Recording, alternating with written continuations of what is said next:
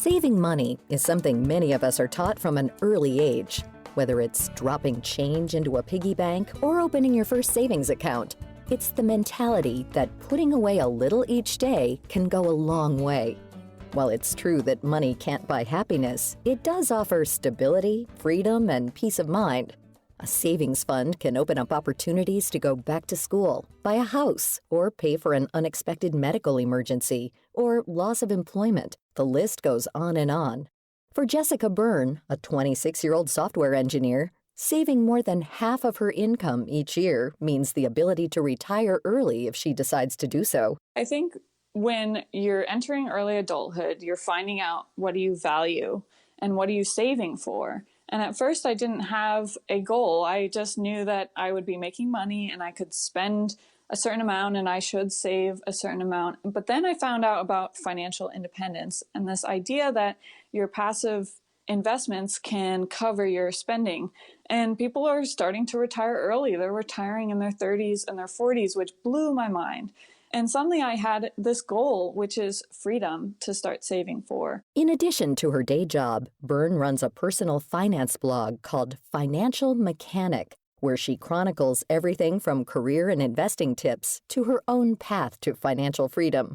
Her goal is to save enough to be able to retire by age 32. I have managed to save over $300,000 and I'm 26 years old. So in the first 5 years of my career, I've been stashing away everything I've been making. I've been negotiating to double my salary. And now I have this net worth that is basically unimaginable to a lot of young adults. And that's completely fair. I didn't have student debt. And that is something that is a crisis right now in our country. And it's super rare to graduate without student debt. But even with some student debt, I think I would have this cushion to be able to start on the road towards early retirement or financial independence, as whatever the case may be. And my goal is to save over $1 million in my 30s. You're probably wondering how Byrne was able to gross more than $300,000 in such a short period. While frugality is one key aspect, another factor is upping your yearly income. Back in 2015, Byrne graduated with a degree in mechanical engineering. However, after college, she decided to take a risk and pivot into software engineering, a role that's in tremendous demand and offers an average base of around $92,000 per year, according to Glassdoor.com. I applied because basically I was really interested in software from touching on it in classes. And then I knew that it would give me flexibility. My partner is a doctor and he's going to be moving around a lot in the upcoming years. To gain the skills needed to become a software engineer, there are several different online or in-person coding boot camps offered that are 6 to 12 months long and fast-track the qualification process.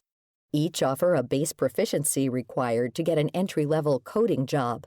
With these starting skills in hand, Byrne says the difference between an interview and a job offer is not about your past titles or recommendations, but rather your attitude towards the role itself. A lot of junior engineering roles want somebody who is excited and passionate and willing to learn and maybe has done a few tutorials and can kind of jump on and learn really quickly. They want that more than a really competent engineer who isn't very excited or doesn't bring that energy to the workplace. And actually, we just hired a teacher, a previous elementary school teacher who is now a developer, and she's making over $90,000 to start. So I think she probably about doubled her salary. Once Byrne herself found a foothold within software engineering, she didn't stop there.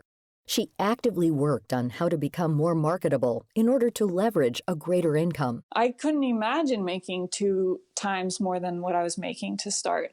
But through talking to friends and finding out, look, software engineering is a highly lucrative field where I started out as a junior engineer, not making that much, but there's a lot of opportunities for growth. So I started networking, hacking programs on the weekends to practice and really getting out there, and it's proved to pay off, putting in that effort in order to double my salary. But earning more doesn't always mean more savings in the bank. It can sometimes lead down a path of inessential purchases, including upgrades like a fancier car or a new wardrobe. I see all different types of things, but I have noticed that regardless of increases in our income, it's really easy to lever up our lives without actually having anything specific to point to. So you might say, oh, I didn't do anything different. I just did more of the same, kind of going out to eat, taking Ubers. So my life doesn't look any better, but I'm spending a lot more money as I continue to get raises. That's Ashley Feinstein-Gersley, a money coach, author of the book The 30-Day Money Cleanse, and founder of the online blog The Fiscal Femme. Part of her job is working with people at various income levels who need help managing their finances. She says that the average American has less than $400 saved at any age. Our society and just how we've been raised in talking about money is this very restrictive thing that we feel making a plan or doing like the quote unquote smart things with our money will be really restrictive and limiting our fun. So it's something that we don't want to do. And I think a really big reframe that I see and a shift in the thinking of the people who are most successful in their personal finances is that they shift from seeing it like something like that, which I totally did too, to something that's restricting and not fun and that I really don't want to do, to something that is actually a radical act of self-love and a gift to ourselves. Because when we face this area of our lives or when we are on track to reach our goals, we're giving ourselves what we want most.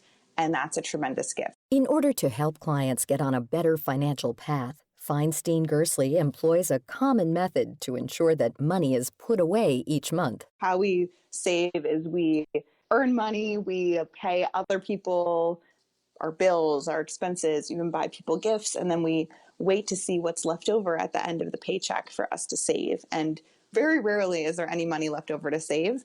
And automating is a really great way to start paying ourselves first. So as soon as that paycheck clears, we are the first ones to get paid, which makes sense. It was kind of ironic to pay ourselves last when we're the ones working, and that's the whole point of doing it. So I'm a big fan of having online savings accounts and then having money transfer for savings automatically there, setting up automatic transfers to our investments. For Byrne, once her money has been allocated into different savings and investing accounts, she breaks down the rest of her income into 3 essential categories. It can come down to 3 main things. So your housing, your transportation, and then your food. So for my housing, I split rent with my partner, and before that I had roommates. And for transportation, I bought a car. Then I realized I didn't need a car. I was living in Portland, Oregon, where there's lots of bike transportation. So I actually ended up selling my car 2 years later for a profit and ended up biking everywhere instead. And then for food, every morning I get up, I make my lunch, bring it into work. In day-to-day life, bringing a lot of the same value, but less expensive, like having potlucks so that I can still see my friends, but maybe we're not spending a lot on happy hours. So in those ways, we just can still have the same quality of life, but spending a lot less. Saving money doesn't have to be restrictive. It's a balance between enjoying life in the present, but also guaranteeing that your future self is taken care of. And you can start saving at any point in life. It doesn't matter if you're 20 or 50. The most important part is starting. However, the sooner you start, the more time your money has to grow. For those itching to break into the market and grow their savings, low-fee index funds can be the safest option. And modern smartphone investing apps like Robinhood and Acorn are making this easier to access than ever before. To find out more about investing, saving, and tips to financial freedom, visit Jessica Byrne's blog at financialmechanic.com.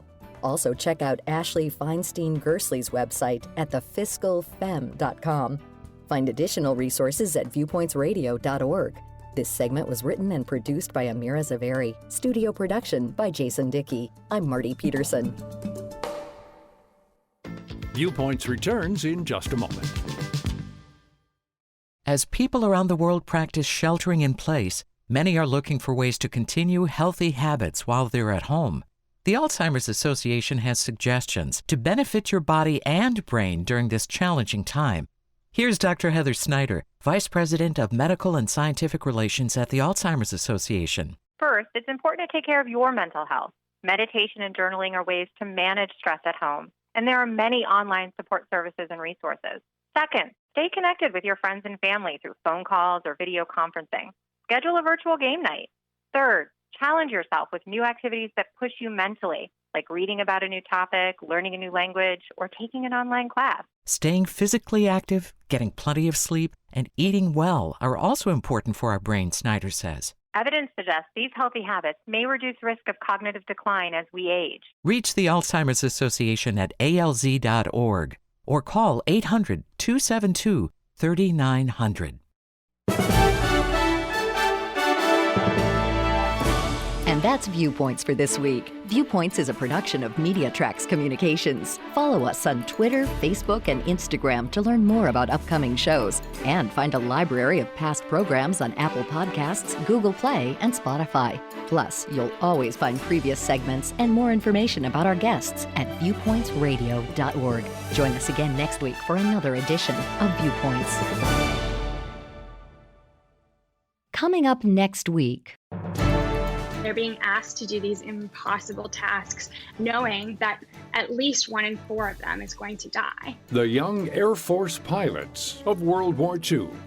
Then, they are willing to fly good spacecraft, and they are willing to fly smart missions, even if they know that by their very nature, those missions come with a high risk of death. The heroic men of Apollo 8. I'm Marty Peterson. And I'm Gary Price. These stories in depth on your public affairs magazine, Viewpoints.